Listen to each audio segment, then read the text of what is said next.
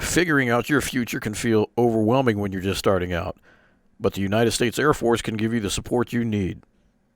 With over 200 different career fields, there's a place for you to serve. Whether you want to provide health care to your fellow airmen, work to maintain valuable aircraft, or secure every base or something in between, the Air Force will give you all the top training and education you need to excel. You'll also have the chance to travel all over the world while serving your country.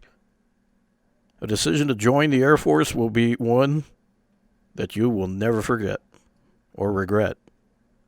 Contact Staff Sergeant Benish at 505-239-3845 to find out more information.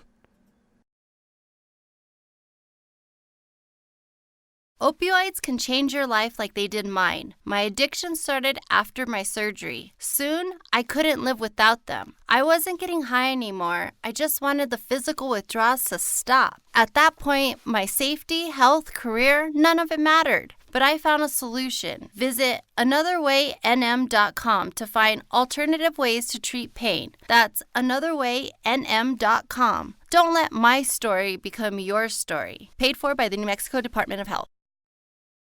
Our fighters and athletes are constantly on the lookout for products that will provide a legal performance edge. Legal performance edge, yes. A couple years back, we came across a nutraceutical company that has an incredible technology. Since then, many of the fighters who train at Jackson Wink MMA Academy have been using their products with astounding success. Unlike most sports performance companies, this company began selling their products through doctors.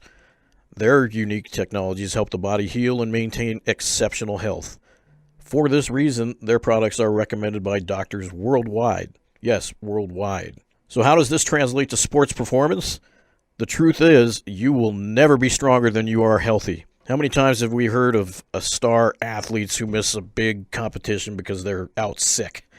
The same technology that is used to boost the immune system and to detoxify, nourish, and rejuvenate the body is the same technology that boosts strength, endurance, and even cuts unwanted body fat, because we don't want to get fat.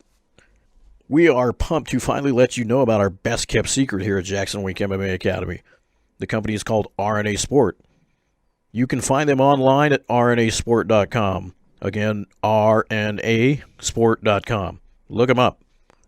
RNA Sport creates incredible sports performance formulas for elite athletes. Our fighters use and love these products. One of the most important things to know about RNA Sport formulas is their ease of use. It's very easy to use, yes. No more messy powders or hard-to-swallow pills. RNA Sport formulas are delivered directly into the body in a simple-to-take, great-tasting sprays. With high absorption, RNA Sport formulas can be taken immediately before a workout or competition with no lag time. RNA Sport formulas support increased strength and endurance, reduced joint and muscle fatigue, improved recovery, a healthy immune system, optimized metabolism, and a whole lot more. RNA Sport provides benefits and technology unlike any performance products you have ever experienced. I highly recommend you to check out rnasport.com and use their products. They will take your performance to the next level. In our next podcast, we will review the amazing benefits of their specific formulas. JW Raw is happy to also have Fireteam Fit as a longtime sponsor. They are a veteran-owned fitness company that is now partnered with the greatest gym in the world, Jackson Wink MMA Academy. Fireteam Fit is giving a special offer of 15% off. That is right, 15% off all their products, all of them. Go check it out, all their products. All you have to do is enter a code. The secret code is JWRAW015. Again, JWRAW, just like the show, 015. Enter that secret code. You're going to get 15% off everything you buy. Make sure you do that at checkout, and then you'll get that discount. We love having Fireteam Fit as a sponsor since they are family and veteran-owned. That is so cool. We love our veterans. We love our family. Both in one big, happy group. We're happy to have them. It's available on both fireteamfit.com and on amazon.com. Everyone knows how to find Amazon. If you're on Amazon, you're legit. You can go find them on Amazon or check out their website, fireteamfit.com. But don't forget to enter that coupon code. Remember, use JWRAW015.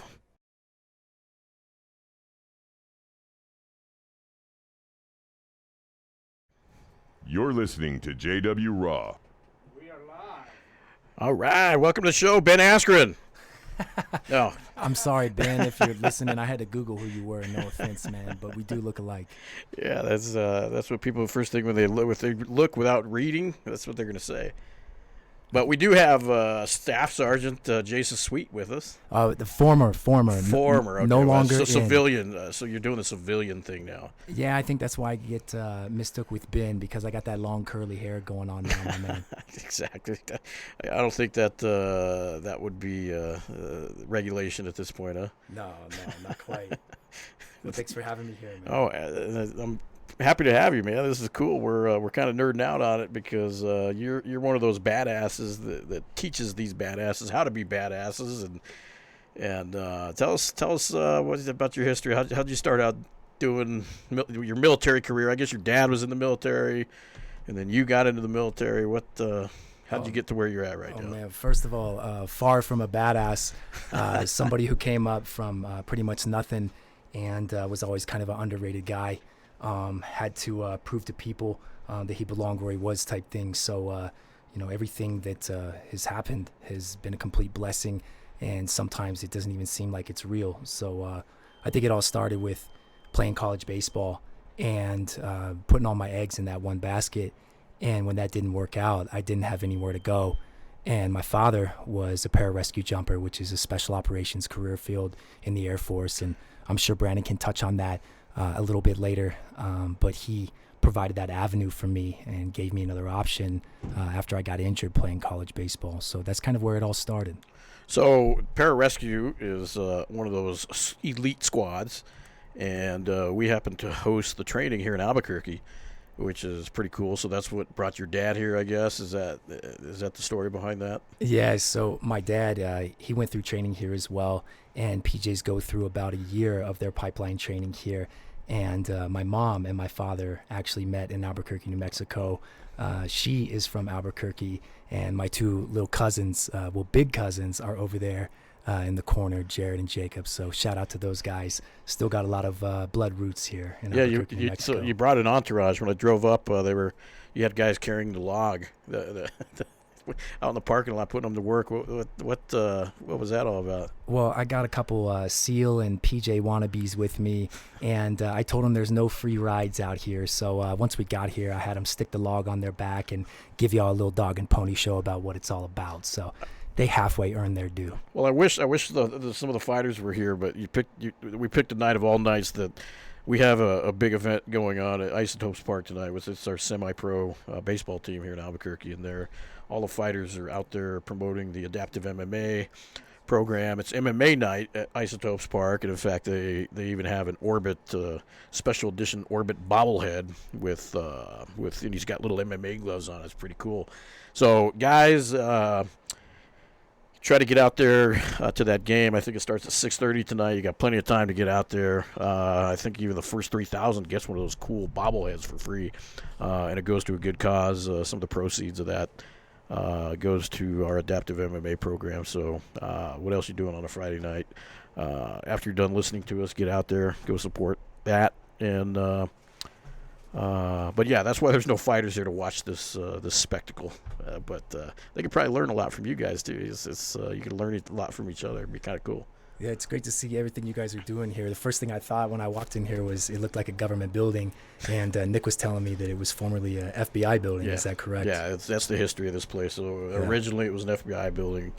When they built it in the early 70s, FBI finally got a new building downtown. So the DEA moved in, and it was just one of those buildings. Nobody really knew what it was. It was because there was no one ever in the parking lot. All the agents parked underground where our cages are now. So it was just one of those weird buildings. If you didn't know what it was, you just kind of had no clue what it was. But yeah, it's kind of got that history of being one of those mysterious buildings. And now it's the home of Jackson Wink. Yeah, when you mentioned being here for some of the pipeline training earlier. We go through our paramedic school here, which can get pretty grueling whenever you get to 7-8 hours a day of academics. So you got to be able to go off and blow some steam off. So one of the things that several of my teammates did in, I'd say, June of 2010 is we went over to Jackson Wing MMA Gym, and we did some of the open, I guess it was open mat, and they did grappling, they did Muay Thai, and we would come 3-4 times a week and train a couple hours in the afternoon with you guys. Now, your facility at the time was, I would say, a quarter. Much smaller. Much smaller. I mean, this is state of the art. You guys have physicians in here working full time. You have nutritionists. Dr. Bo just walked by. Yeah. And, I was telling Nick earlier that I used to see Holly come in the gym, and all she did was box at the time. And she was incredible, but all she did was box. Yeah. So to see her recently knock out Ronda Rousey and really kind of become the cornerstone of this gym, and walk in here an hour ago and get to say hi to Holly, it's pretty amazing to see. Yeah, we're proud of her. I mean, obviously her pictures everywhere in the gym, and she's over there at the game right now, but she is. So when you went to that gym, it was at that old location over on San Mateo. You're talking about the war zone? Yeah, but in the war zone. Yeah. Formerly known as the war zone, International District, they call it now. I brought all my valuables in the gym with me.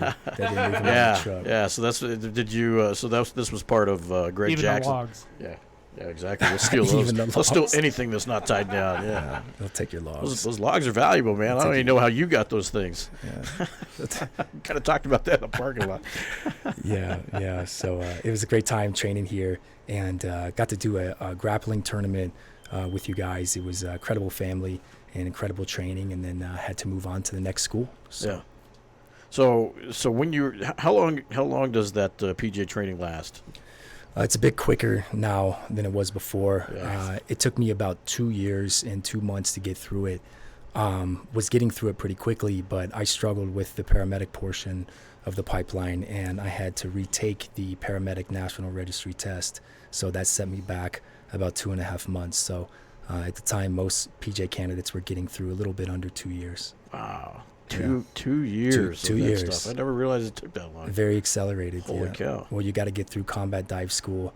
You got to go through Army Airborne School, and then you have to go through Halo School, which is military free fall, where you're doing skydiving. Jumping out of very, very high altitude stuff. It's a blast. Yeah. It's definitely my favorite part of the job. And then after that, you have to go to survival, evasion, resistance, escape school, and learn how to navigate and learn how to handle yourself in a survival situation. After that, you go through all of the medical side of the pipeline. And then after that, you go through that 6-month Pararescue apprentice course that takes place here in Albuquerque, New Mexico, where you kind of tie everything all together. Oh, so this is the final stop so this is where you're in your wings, basically. So when you graduate, you get a maroon beret. And this is where Albuquerque, New Mexico is where PJs historically since the beginning of the career field have earned their maroon beret right here. Wow, that's crazy. It's always special to come into town here for that reason. Yeah, There's always a certain aura whenever you come here as a PJ. Yeah, that's cool. Yeah. Yeah, but at least now when you come, you don't have that stress. Stress level's not the same. Yeah, I got Ben Askren hair. Been there, done that. Yeah, the hair is definitely awesome. We have a couple of people commenting asking if that's Ben Askren on the show. Yeah, shout out to my wife. She's like the only one that doesn't like the hair. So, honey, I just got a haircut yesterday, so I hope it looks good enough for you. So it was even longer? Is that what you're saying? Oh, man, when I got out of the military, I grew it straight down to the shoulders. It kind of looked like Palomalu for a little bit, and then it got a little ridiculous, and nobody could take me seriously, so it was time to cut it. Yeah. And that's what it's funny because military guys, when you get out, cops, the same thing. You have your whole 25. I did 26 years. You have to be clean shaven and the hair cropped just right. And the day you retire, like, I don't have to shave ever again if I don't want to. So of course everyone's hair gets long, and you get the obligatory goatee, and so yeah. I did that for a while, and I'm like, I look worse than Nick over there with all that hair. So you said you did 25 years? Yeah, here at Albuquerque. Yeah. Right on, brother. Yeah, right on. I appreciate everything you've done. Well, it's mutual. Yeah, it's a cool job either way. It's a tough city. Yeah, we have that reputation right now, and it's always been like that. And unfortunately, I think the media makes it, I think, a little bit more. It makes it sound a little crazier than it is. The way the media is now, they really overemphasize things that. They do that? No, imagine that, huh? And there's so many. I mean, you could be your own media guy just with your cell phone.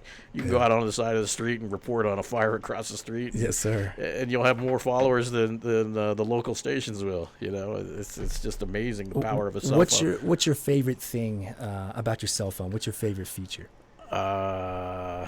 When it's charging at night while I'm sleeping.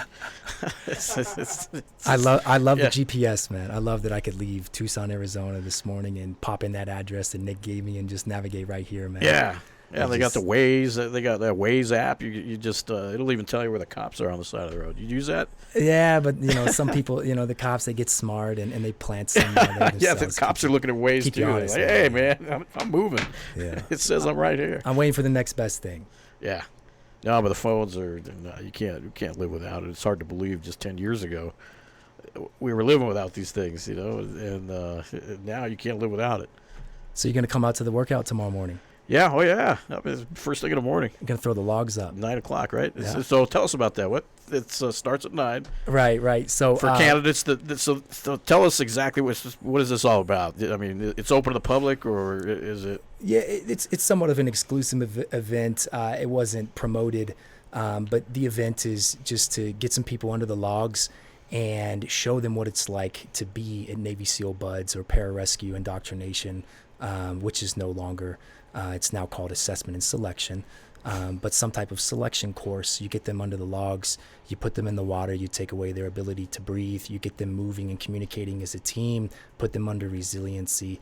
It's a special situation to see these young women and men get exposed at their weaknesses, because you see them coming in and training and doing all of these different things in their own regime, but then you put them out in the field for something that's somewhat functional for what they're going to experience in the pipeline, and they identify all kinds of weaknesses that they would have never known before, whether it be communication or whether it be their ability to survive in cold water, hold their breath for a time under the water, whatever it is, those weaknesses are exposed. So the idea is to get them in a team situation and give them some type of realistic simulation of what it's going to be like in Navy SEAL Buds. Well, we advertised it on our internal Facebook page for fighters, and I think a couple of them are going to take advantage of it. There seemed to be some interest in it. They wanted to test themselves to see where they're at, so they may show up tomorrow and go through part of this thing. I'll tell you guys right now, we've had a lot of MMA fighters and jiu-jitsu guys show up to our events. Most of them are in great shape. They're resilient. They're tough dudes. They know how to communicate. They know how to be team players. They don't have experience in the water, however, and understand that as a special operator, the water is a large part of what you do. Obviously, a large percentage of the earth is covered in water. Anytime you're in an aircraft that you're flying over water, you have to be prepared to be able to bail out and survive in that situation. And the water exposes who really deserves to be there. The water shows who has that calm and level head. And whenever you see people freak out in the water because they got their breath taken away from them, you really see who is meant to do this and who is not. And I feel that having somebody's breath taken away from them underwater, or having some of those known variables taken away from them, that can kind of expose whether or not they're going to react in a high stress situation. What's their first reaction going to be, right?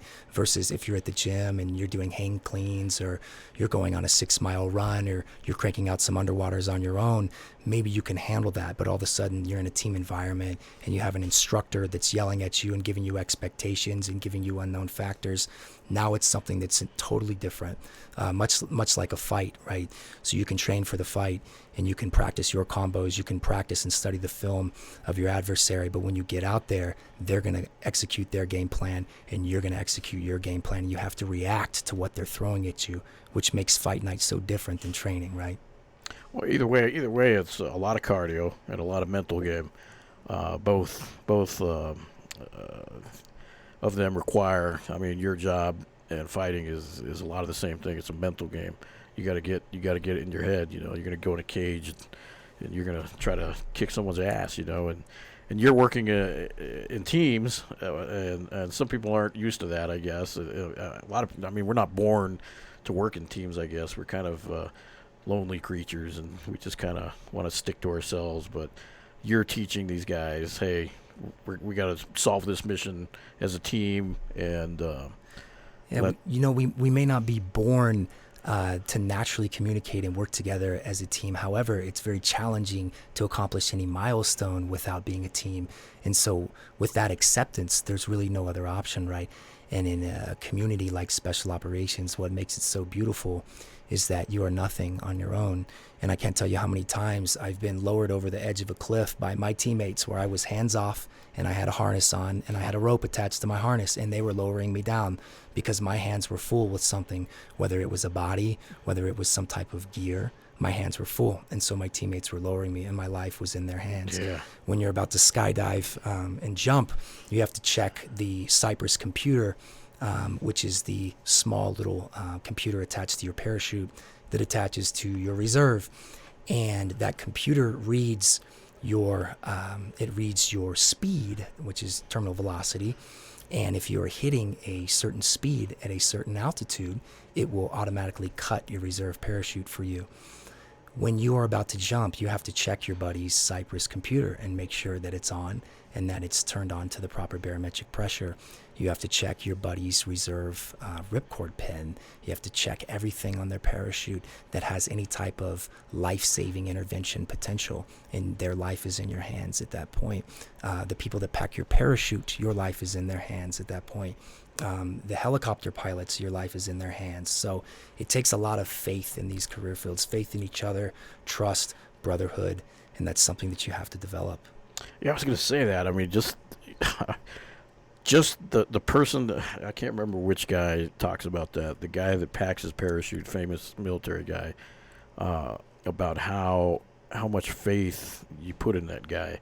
Someone you'll never meet. It's just typically you'll never meet them unless you're packing your own, I guess. But the faith you have to have in that person that they did it just right and that it opens just right, and it's you do have to have a lot of faith in your teammates, because one thing goes wrong, it can spell catastrophe. Yes, you do, and you have to be willing to take risks as well. Yeah. So you talked a lot about the water. I mean, what SEALs, PJs, both specialized aspects. It sounds like you guys work in the water a lot. Also, is the PJs what kind of training is that compared to like what the SEALs do? According to my good friend Isaiah Staley, who is a mentor for us at Socom Athlete, he is one of the only guys that I know that have been through both PJ selection and Navy SEAL selection, graduated them both. Wow. And according to Isaiah Staley, yes, he actually retired as a SEAL officer a couple years ago. He was a PJ and a combat rescue officer. Incredible dude. Isaiah, if you're listening, God bless you, man. So with Isaiah, what he said is that at Navy SEAL BUDS, one of the primary differences between PJ indoctrination is that at BUDS, there is a very man-for-himself type of culture. You get broken up into boat teams, and you may have 6-7 guys on that boat team. And that's your team, and you are trying to beat the crap out of every other team there. And if you finish first, you get to wait while everybody else suffers. Get to rest. At Pararescue Indoc, which again I'll say is no more, it's now called assessment and selection, which we can talk about later. At Pararescue Indoc, when somebody messes up or when somebody finishes last or whatever it is, the entire team gets punished for that person. The entire team has to wait for that person. So there is somewhat of a different concept for that, being somewhat of a rescue type of culture versus a search and destroy type of culture, right? So there is a cultural difference between Pararescuemen and Navy SEALs, and I think that for those of you listening that are trying to make a decision on which special operations career is right for you, it's very important that you choose what you're meant to do, not what you want to do. And there's a lot of factors that can go into what you're meant to do versus what you want to do, whether it be genetics, whether it be your environment, your timeline, your resources that are available. It's very important that you accept that. But getting back to BUDS, one of the primary differences that he had spoke of was at PJ Indoc, each Monday you had an evaluation, and the heat would get turned up on that evaluation. It was 10.5 weeks when I went through. So the first evaluation was 1.5 miles, and by the time you were graduating, it was a 6-mile run for time in 42 minutes or less. It was a 3,000-meter fin swim in a certain amount of time or less, a 50-meter underwater swim, buddy breathing, full harassment for 2.5 minutes. That's where you pass a snorkel back and forth with a teammate, and the instructor harasses you and throws you under the water and puts water in your snorkel and takes your breath away. Knot tying under the water, bobbing with your hands and your feet tied behind your back for 5 minutes. All of these things were required in order to graduate. So not only did you have to survive, but you also had to meet certain standards. So at BUDS, from what Isaiah said, there are not some type of evaluation criteria present to the candidates. You have to survive, and you get thrown into very cold water every single day, and you have to suck it up.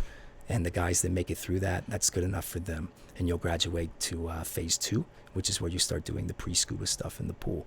And I think that's one of the most challenging things for guys is all of the pre-scuba stuff. In the Air Force special warfare side of things, for special reconnaissance, pararescue, and combat control, the first school that they're going to go to if and when they graduate ANS, which is assessment and selection, their 4-week school. If they graduate that school, they go on to pre-combat dive school. And pre-combat dive school, pre-scuba, is a course to prepare them for that course. And then when they go to combat scuba school, they're going to be doing a lot of challenging things under the water. They'll be at 20 feet under the water, and an instructor will push off the wall and knock them over and disorient them and rip their mask away from their face and tie their regulator in a knot behind their back. And they have to feel that knot out and untrace it and put it back in their mouth, take one breath, and then they get knocked over again. So how do you get prepared to do something like that? And that's to prepare you for the mission. So I'm going to get off on a tangent real quick, guys. If there are people listening, whatever you're training for, understand that you can train for whatever you think that is coming, and you can train for those standards. But understand that those standards you're training for are for the real mission. And so if you're always training for the known, if you're always training for something that you know is coming, how do you think you're going to react whenever the real thing is there? How are you going to react whenever you're not prepared for it? So it's important that in your training regime, you implement things that are reactionary, things that are unknown, right? So. Yeah, that's intense. Yes. I'm getting clapped for over here. You got Nick wanting to salute you over there, Des. I was enlisted, man. Yeah. I don't get saluted. Not important enough. Yeah. So your decision to do PJs over, the SEALs or Marine, all the different special forces that you could have done, what made you choose that? Is it because of your dad doing it, or was it something else? I mean, that's a great question. I think that the first thing a young woman or a young man thinks of when they think of joining special operations is to be a SEAL.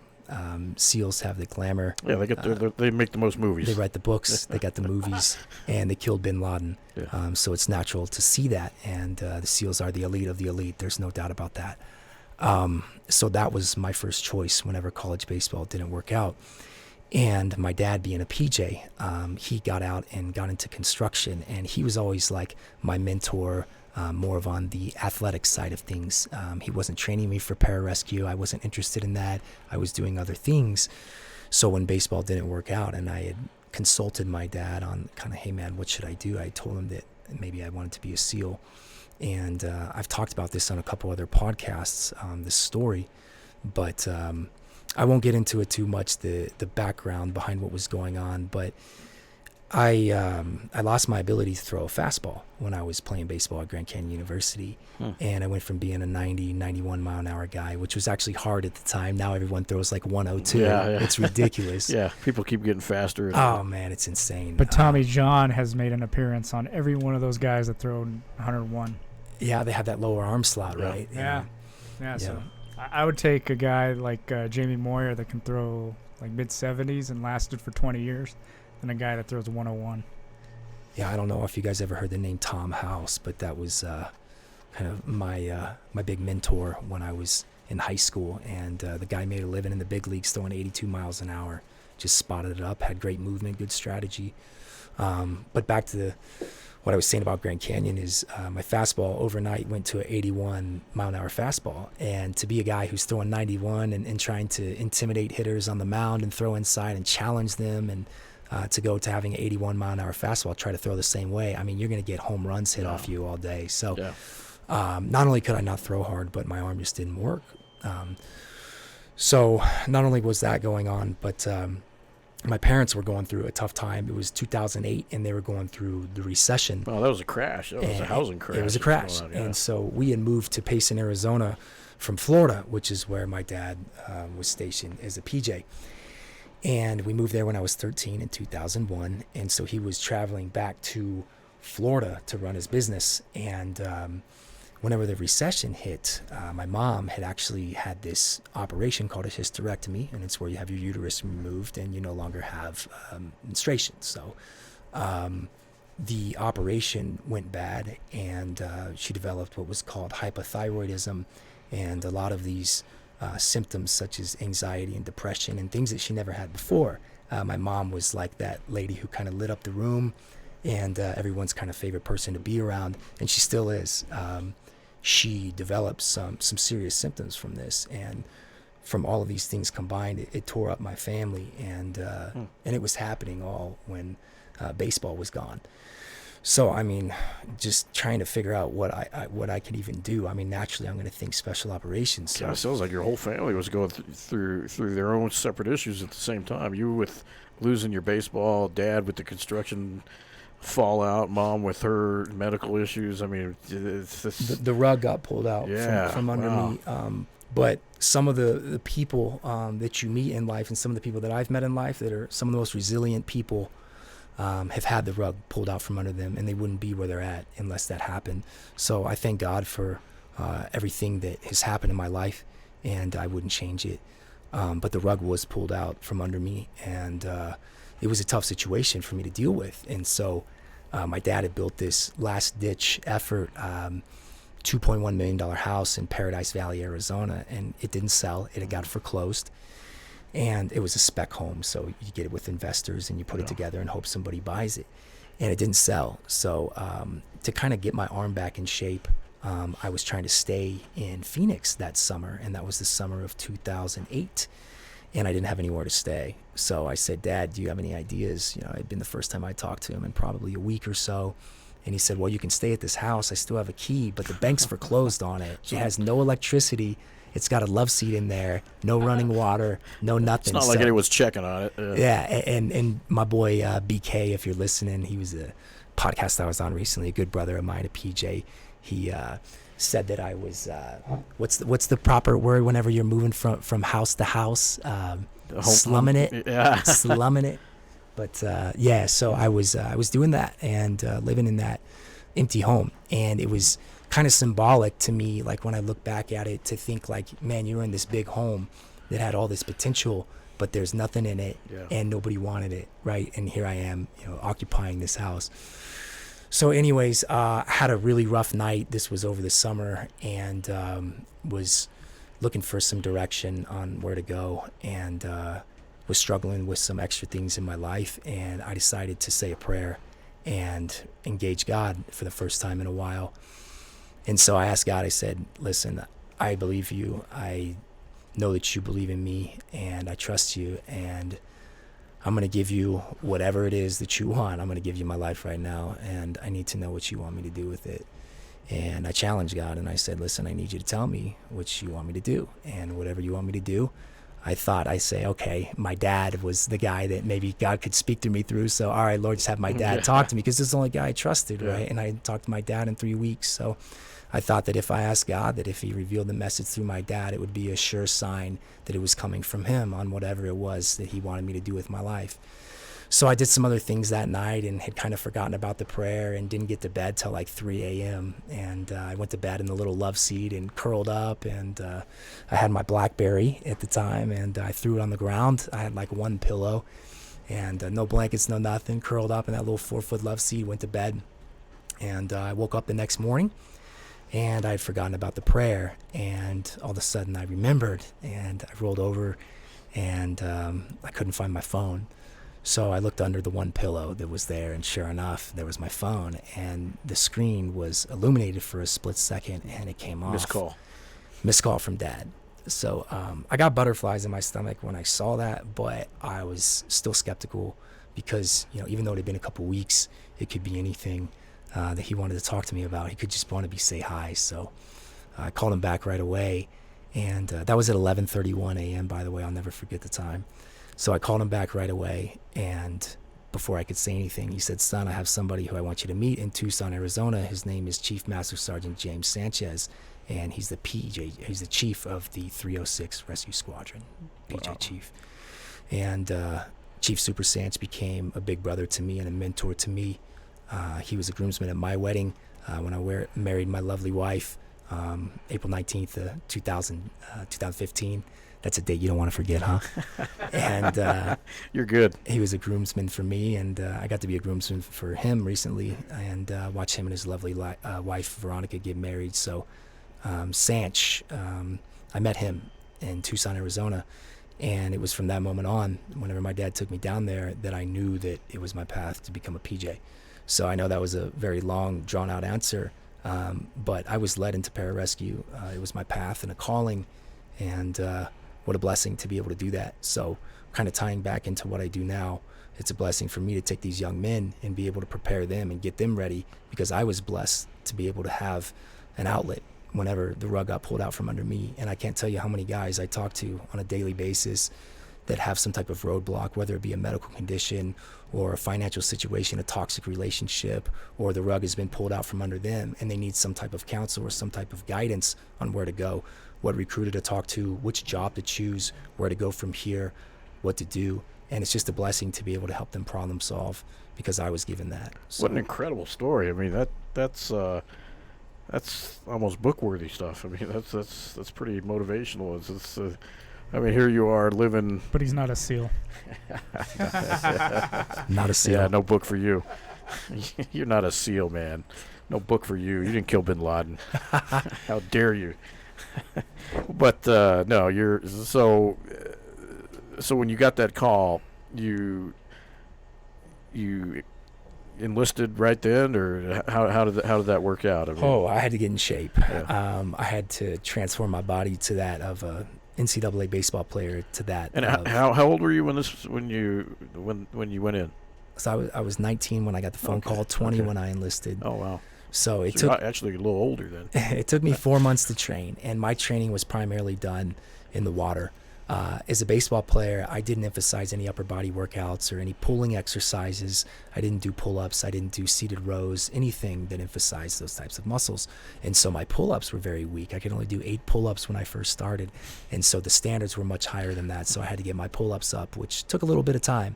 I could only swim a 25-meter underwater one time. I couldn't do it twice in a row consecutively. I didn't have the lung capacity for it. So I spent a lot of time in the water doing that. And I went up to live with my dad and my mom, even though times were tough, instead of living in that house down there. And my dad would take me out to the mountains in the morning, which was essentially our backyard. And he would just trot at like this 12-minute mile pace. And he would have me go sprint up this mountain and come back, go jump up on this tree branch and do pull-ups, come back. He'd toss me in some pond, have me come back. I'd be throwing up my Subway from the morning before, and it was interesting. I never got to see that side of my dad. He wouldn't smile. He wouldn't DI laugh. mode. Yeah. He didn't give me compliments. He didn't give me anything negative. He literally just had this stoic face. Wow. It, almost like he was training me for war, as he was. Like he knew what he was doing, and it was a different side I got to see of my father.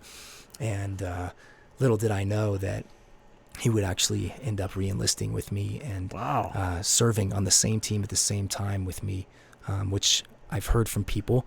We are the first special operators in history to serve at the same team at the same time. Father, son. That is so cool. Yeah, he re-enlisted. So how old was he when he re-enlisted? 40. Wow. That is incredible. Yeah. I mean, that's unheard of. I mean, you're doing it at 20 years old, and he's doing it at 40. Yeah, 40 years old. That guy's an amazing guy. He really was. He was in great shape. And one of the great things that he brought to the team was that wisdom and discernment from being a business owner and just dealing with people and communicating and being a very diplomatic guy. So he brought a very interesting aspect to the team, and it was great being able to grow and develop that type of relationship with my father from a different capacity. We developed a brotherhood relationship aside from our father-son relationship, and with kind of the fragileness of everything that was going on with my mother, it was, I think it was one of God's ways of helping my dad and I maintain that relationship, and we're best friends to this day. Yeah. So did he go through? Did he decide to re-enlist because you were doing it, and he thought that would be kind of cool, or was that something he just said, "I'm missing it. This was a great time in my life. I miss the camaraderie. I miss everything about it." I mean, what do you think was his decision to go back? I mean, well, I'll speak for any former operator. You miss it every day. You think about all the great stuff. You don't think about the negative side of things, which is kind of like high school. If you had a good experience in high school, you talk about the glory days. You tend to think about the good stuff, but you don't tend to remember the bad stuff. So, when it came down to Dad coming in, I just think that him coming in at 40 years old, the primary decision was for him to serve with me, and he missed it, coupled with obviously the recession and things that were going on with my mother. So him and my mother actually split when he re-enlisted, and we served together for 2.5 years. And then he parachuted into a tree and tore his hip. So he's had a couple operations since then, but that's what ultimately ended his career. Well, you get the older you get, the weaker the bones get. It doesn't matter how much of a badass you are. It catches up to us. I'm already 30 and I can't get out of bed and walk to the bathroom without all my ankles popping. So yeah, I'm fascinated at that story with your dad, because if I went through SWAT training at 30 years old, and I remember how hard it was at that age, and for your dad to be 10 years older than that, and it's even a much more grueling training process is just fascinating.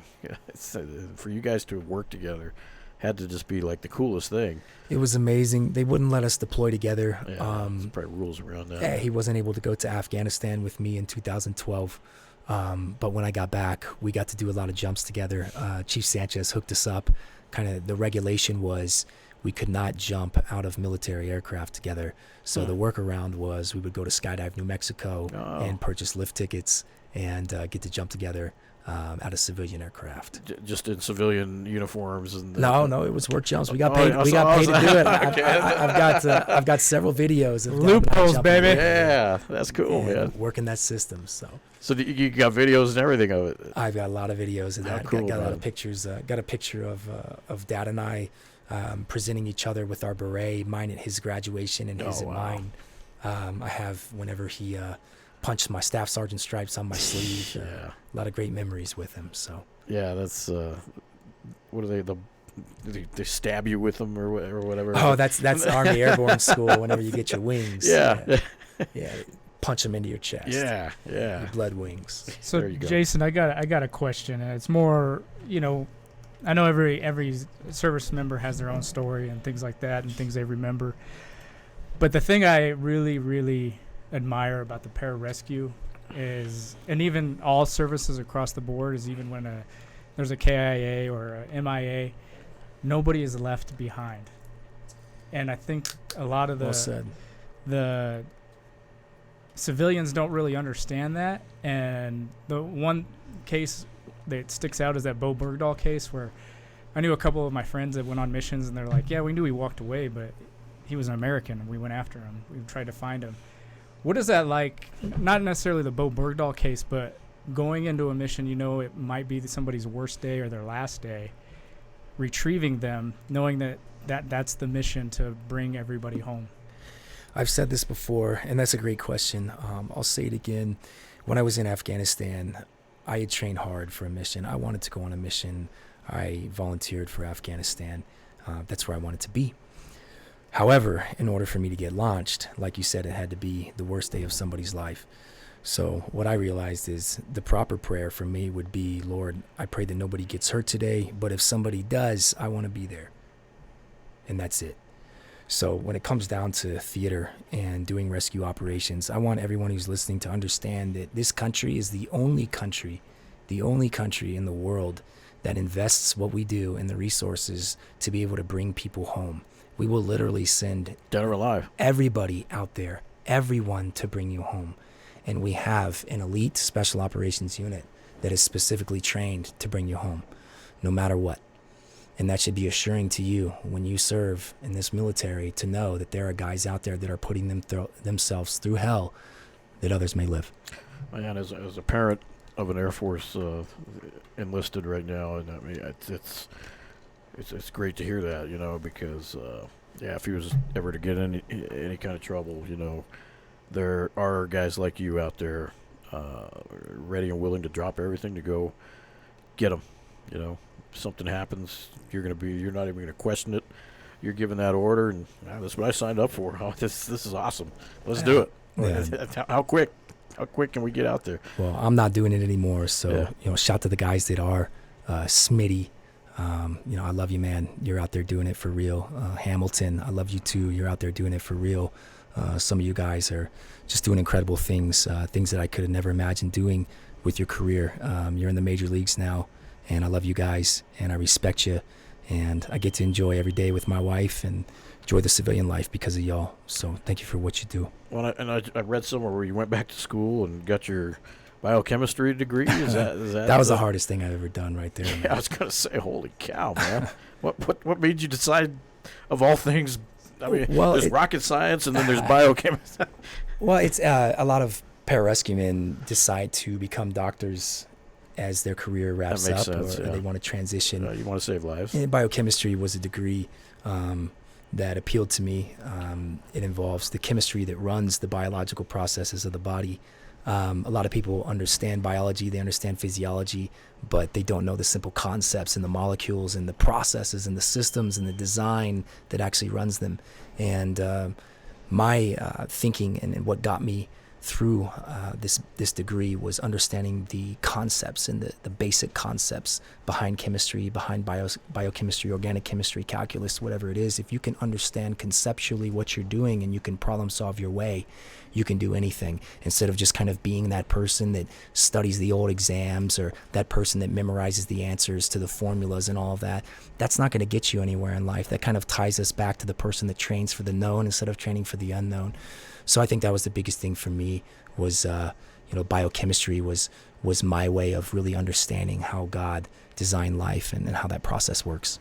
So are you considering continuing with your college and getting more degrees, becoming a doctor, maybe a physician's assistant? I mean, what are you thinking? I mean, you happy doing what you're doing? I love doing what I'm doing right now. I have some big opportunities with it that the Lord has blessed me with. And I'd like to be a family man and settle down and have a couple kids with my lovely wife, Jessica, here within the next couple years. There you go, Jessica. All right. Like, who was it? Connor? Like, put the red panties on? Yes. Panty night. Yeah. Are you an MMA guy? Do you follow MMA at all? Other than the training that you did? I'm like a mad scientist. I'm like cooped up in my office for 12 hours a day. Guys, I have no life. I'm sorry. Yeah, no, that's all right. There's one of the most popular MMA fighters, a guy named Conor McGregor. He's come on, guys. Irishman. I know. We'll have a proper knock. There you go. That's okay. So, what? Is he gonna come on? Is he gonna come and talk to us a little bit? You think, or what? Yeah. I'd love to have Brandon come on and. Brandon, why don't you come take a seat, man? Brandon. What Brandon does, I can give him a little introduction. The Air Force in, I believe, October of 2017, they stood up a recruiting squadron specifically designed to recruit and scout for special operations candidates. Yes. And those career fields. Being Air Force TAC P, Combat Control, Special Reconnaissance, Pararescue, and EOD, and SEER. So those 6 career fields are what Brandon recruits for. So he's looking for the finest out there. If you're interested, give him a call. Sergeant Benish? Okay. Sergeant Brandon Benish. Benish. So you, like you just explained, you're a recruiter for the Special Forces guys, and tell us how you got into that. Well, sort of got voluntold. Hold on, so we got to fix his the mic. It was off, so sorry about that. Go ahead. Sort of got voluntold that I had to go do this. Someone in my leadership saw something to me that I didn't see in myself, so when they stood up the squadron, they asked me to go do it, and I did it. That's about all there is to that. You just follow orders, is what you're saying. Yes, sir. You said jump, you said how high, kind of thing. So, I mean, how long you been in right now? So, I've been in almost 10 years now. oh wow, so you're making a career out of this at this point. Oh, yes. Yeah, you no intentions of getting out. No. Wow, good for you, man. Thank I you. appreciate that. That's I appreciate your service and the people that stick it out. It's a big commitment. You could have left 5 years ago and said, no, I'm done with this. I did my time. I'm getting paid for the rest of my life. Oh, Got yeah. my benefits. I go get my cheap house and my VA benefits and be done with it. But no, you're serving And here's my PSA to anybody that's a principal, superintendent, even a parent.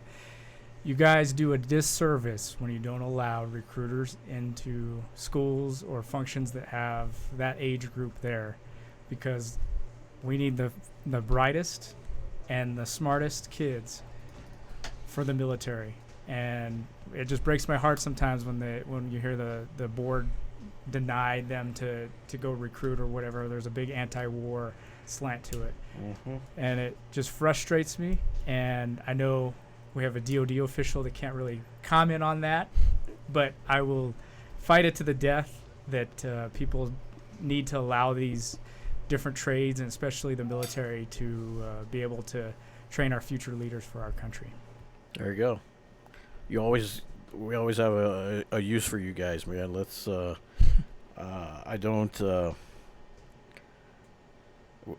we're the greatest country in the world, man.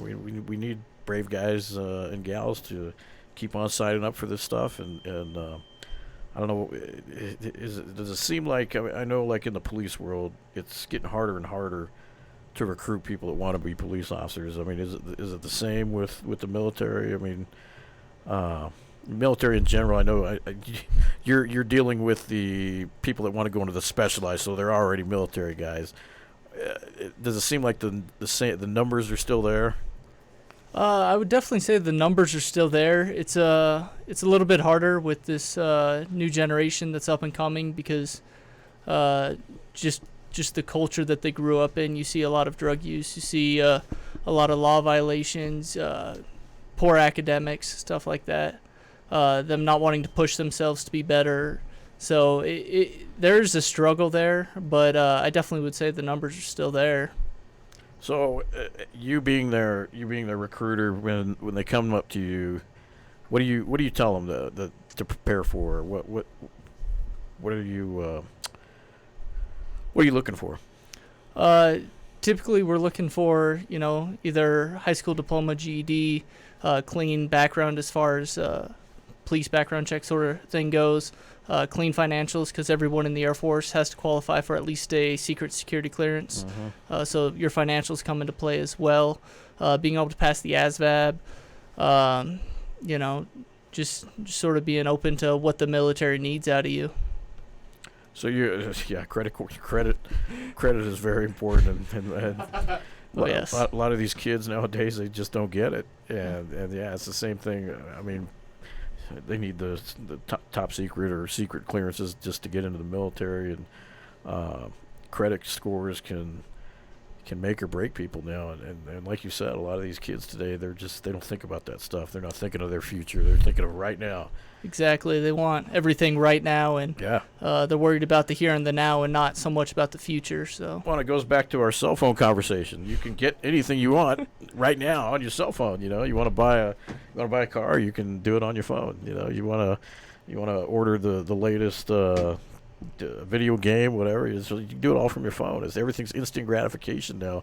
Whereas some of us that are older, you had to actually go to a store, and if they didn't have it in the store, you had to wait a couple weeks for it to come from China or wherever it came from, and you had to be patient, and we were taught patience. Nowadays, everybody is it's instant gratification. So I mean, You could even contact a recruiter over the phone on your smartphone. Yeah, Yes. yeah. So they got a robot answers them on the thing, or they call you back within 4 hours or something.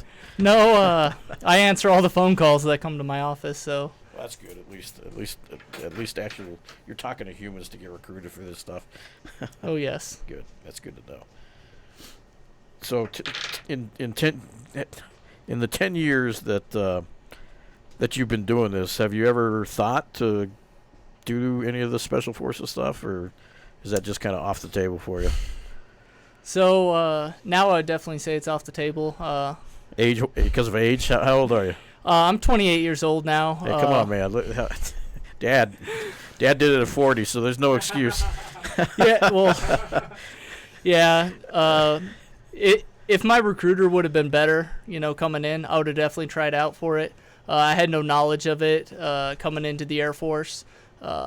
Since I've gotten the knowledge about it, I've become very interested in what was SAUT, Special Operations Weather, now SR, Special Reconnaissance. They have a very unique mission set and what they do. So I would have definitely tried out for that had I known about it when I came in. But I love my actual job in the Air Force. That's a good job. Oh, yes. You're forming. I mean, you're forming the heroes of the next generation. Oh, know? yes. These guys are the ones going out and getting that call and going out and rescuing people, and that's it's an honorable job too. I mean, and nobody should even think about looking down on it, because everyone has their purpose, and just like you said, it's teamwork. Everyone has to do their job for it to work. Oh, yes. Or it falls apart. If there's one kink in that chain, it's just not if the parachute isn't packed right, it's not going to open. Everything has to be just right, and it's a cool thing. One of the things about these recruiters that are doing the special operations recruiting in the Air Force is they mentor the guys as well, and they get them together for workouts. They keep in touch with them, and they create that sense of family for them. There's what's called the delayed entry program now, and Sergeant Benish can talk a little bit more on that. But this delayed entry program lots the opportunity for some of these potential candidates to not necessarily enlist, but to go to MEPS first and see if they're going to be medically qualifier or a disqualifier first, and then have the opportunity to train under a mentor with a team before they actually enlist. Wow. So Brandon was talking earlier about how he didn't even know what any of these career fields were before he went in. Now, not only do they know what they are, but they're actually getting prepped as civilians before they get in to kind of help them meet those past test standards. So, yes. Yeah, because a lot of people come in thinking that, cool. Watch out for Dr. Bo over there. He's going to crack some necks. Here we go. He pulled someone. What's up, Yeah, Doc? he stole somebody over there. I don't know. They may not come back the same. Yeah, it's one of Jason's cousins. I got a bunch of them. So you can afford to lose one. About the whole entourage here. Yeah, sorry about that. But anyway, so. But yeah, no, a lot of people come in the office thinking just because they passed the ASVAB that, that they're qualified to do these jobs. But the Air Force, you have to pass what's called a flight physical to, qualify. So what is that? Flight physical? Yes. So color vision comes into play, depth perception. Okay. Your PULHE, so your pulmonary, upper extremities, lower extremities, hearing, eyesight, psychiatric, how much you can lift over your head. That's the X factor. Whether or not you have a driver's license, Valsalva test, so they have to be able to see you clear your ears. So all these different things come into play with your actual physical qualifications for these jobs. So just because you pass the ASVAB doesn't necessarily means you qualify to be a PJ or. So if you're colorblind, you can't go into the PJs. Is that what you're saying? Absolutely not. I mean, if you think about it operationally on a mission, if you are being told that your evacuation point or your landing zone is marked by red smoke, right, and you see green or whatever it is, right, that's just kind of a prime example. Night vision can be a problem. Your overt laser on your rifle is red. There's just a lot of potential problems that can happen there. Depth perception is a big one that disqualifies guys too. Yes. And then you see ADHD is a big one. Any type of random wazoo surgery that you could imagine will usually require a waiver. So I get a lot of guys that come to me and they say, hey, man, like, I think I'm going to be disqualified. What do you think I should do? And I try to help them problem solve and send them over to Sergeant Benish and let him kind of give them direction on what they should do from there. So what about actual vision? Does it have to be to a certain correctable level? So or? as far as like the special operations, we're looking more between 2020 and 2200, correctable to 2020. So that'd give you a 1 in your eyes on the Polhees. So you can at least wear contacts, I guess. Yes. Or Yes. the glasses. And the two most common surgeries, you have LASIK and you have Yeah, of course. PRK. I guess if and you want it bad it enough. fixes it, right? And I see a lot of guys that do it. $2,000, yeah. Yeah. It's worth it, depending on if you think that's If what you you want it more do. than anything, you know, Yeah. what's $2,000? So in pilots, surgery? a lot of pilots do that because they have to. Oh, yeah. If you want to be a pilot bad enough, that's what you're going to do. Yeah. You know? Never quit. Yeah. Yeah. Exactly. So you're trying to get these kids in, and once they go to you and say, "Look, I'm going to do it. I want to do this. This is something I've always wanted to do," and you're assessing them. You're putting them through all the. Okay, we gotta make sure you can see, you can hear. What next? Next, once they pass through MEPS, the Military Entrance Processing Station, we get them in contact with the developer. So we have former operators that come in and they work with them. I personally usually get them in touch with someone that's currently operational in that career field so they can speak to someone, boots on the ground that's doing it day to day. That way they can get a better idea of what it's like. With that, I usually try and hook them up with someone that's younger that recently went through the pipeline so they have a better idea of what to expect. Because a lot of what I do is managing expectations because everyone wants to be a PJ till you put them in the pool. Yeah. Well said. So I mean, someone like could you refer him to someone like him or? Yes. Okay. There's a couple different outside agencies that they could go to. Swimming's a very finite skill here in Albuquerque. Well, yeah, there's not a whole lot of water. No, so referring to them to different swim coaches and stuff like that, because if they want to be a PJ bad enough, they're going to go out and get it. So do you have your own specialized pools out on base, I guess, or we do have a pool on base, but or do you guys use public? we use public pools. Okay. So I guess I've just never noticed that there's a bunch of SEALs or PJs training in the pool next to you. we try and go when it's not public hours and stuff like five that. in the morning and beat the senior citizens. Exactly. Or 12 o'clock at night or whatever. Yeah, that makes sense.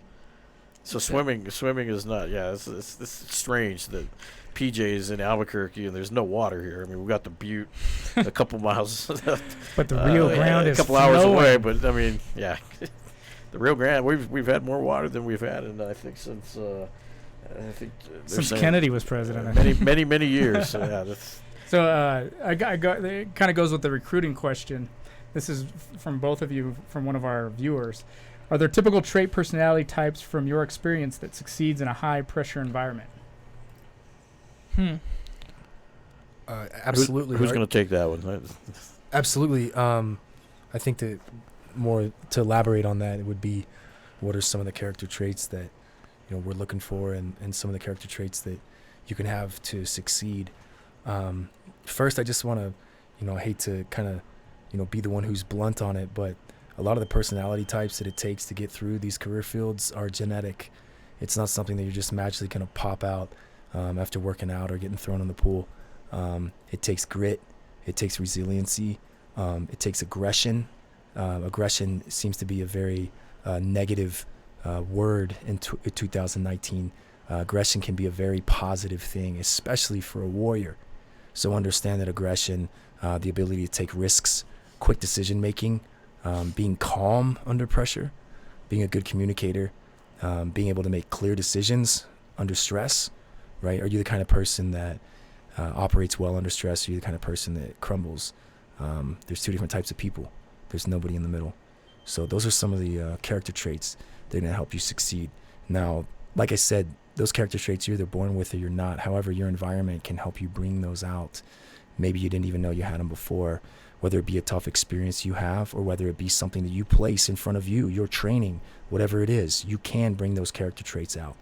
But just because you go and you work out and you watch a couple movies and you read some books does not mean that you have what it takes in your heart to get through this. So you better make sure this is what you're meant to do and that you want it more than anything, or you're just wasting everybody's time and you may break. I love how you put that. That makes everywhere. that makes sense. I mean, obviously, with the warrior mentality, you have to go in with that. And I guess you're right. It is a genetic thing. If you're born with it, you're born with it. It's kind of hard to learn it. Some people just don't have it. I mean, hopefully they wash out early, and they're not wasting everybody's time. Like and you that's said. okay, right? Yeah, exactly. But don't expect to go be a SEAL. Yeah. So. Exactly. Let's just be realistic with Yeah, ourselves, exactly. right? This isn't for you. You know, I'm not going to go tell somebody that's 5 foot that they're going to go be in the NBA. Yeah, that's a true story. Yeah. So it's just the way it is. Yeah. So I hope that answers that question.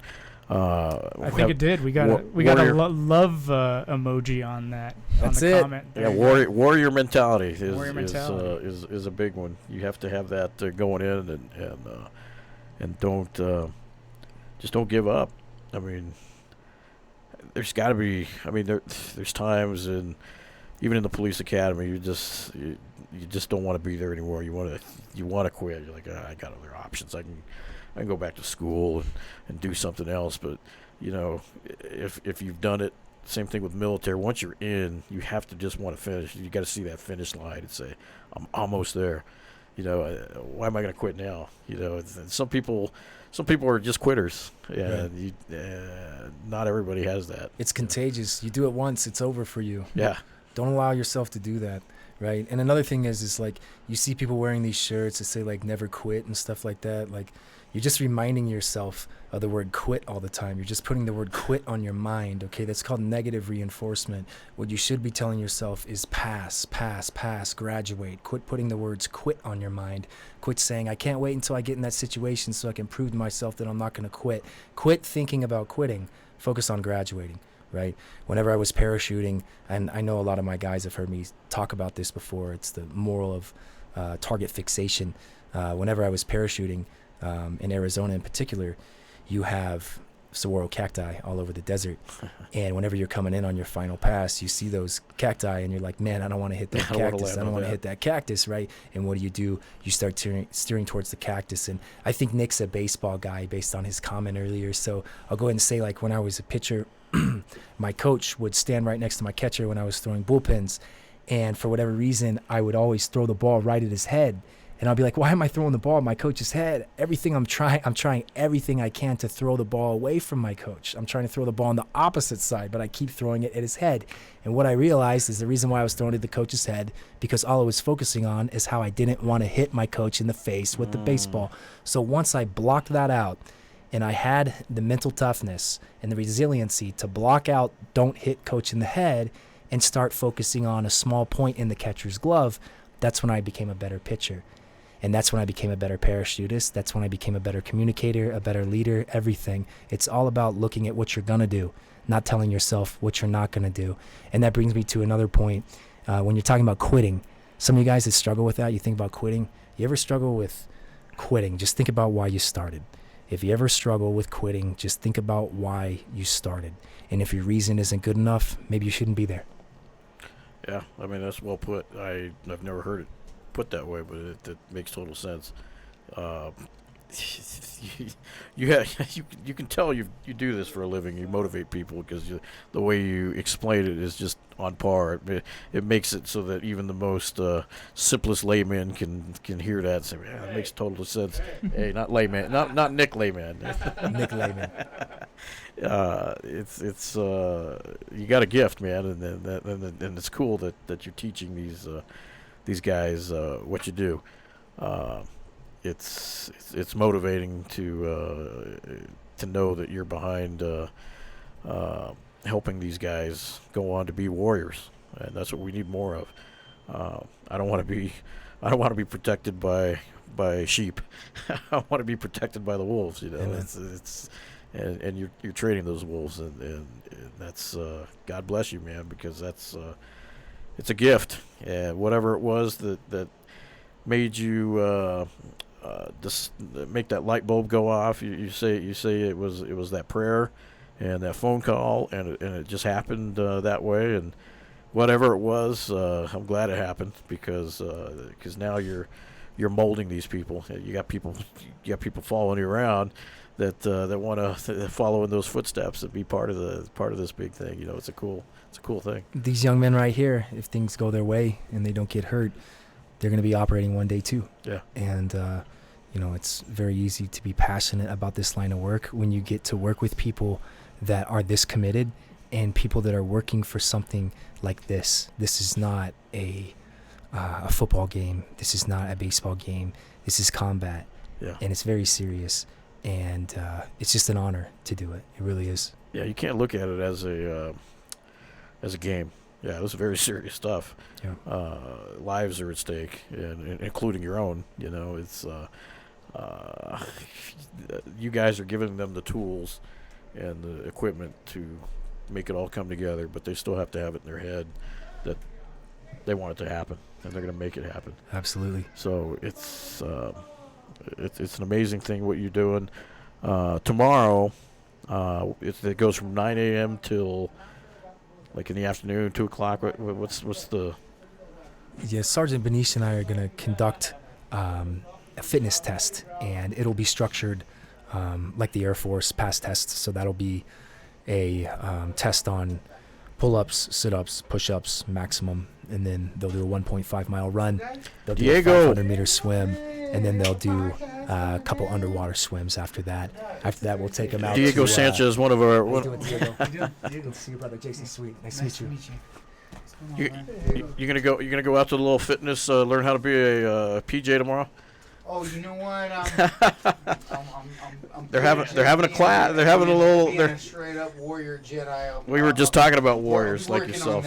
I'll be working on that. Dr. Bo just got me off. Yeah. Better after a hard week. Heck yeah. Dio needs to go recover a little bit. That's yeah. That's what everybody's He's got a big fight coming up July 6th. Even Dr. Bo, he's like, yeah. I was like, what about walking? Yep. Lots of time machine. What's her name? This is Deja Rose. Hi, Deja. Deja, be happy. My little superstar. Be happy, Deja. She's a cat. She watches JoJo. She has all the dance moves. Yeah. Makes cat sounds. champ. She's pretty cool. She's a champ. Deja, show them your cat sounds. Yeah. See. We just wanted to pop in. Hey, thanks for stopping in. Say we love From warriors to warriors. Tune in July 6th. Diego's Nice to meet you, gonna Diego. surprise the world again. Hey, brother, always good to see you guys. Come on, baby. Bye, Deja. Never know what's gonna happen on the JW. Yeah, exactly. I mean, warrior. It's funny he mentioned warriors because that's exactly what he is. He's been doing it a very, very long time. I mean, fighters and you guys is the same mentality. That don't quit, just fight to the death if that's what it is. I mean, you're not going to give up. You're not going to quit. You guys, there's no quitters around here. This gym is just filled with people that aren't going to quit.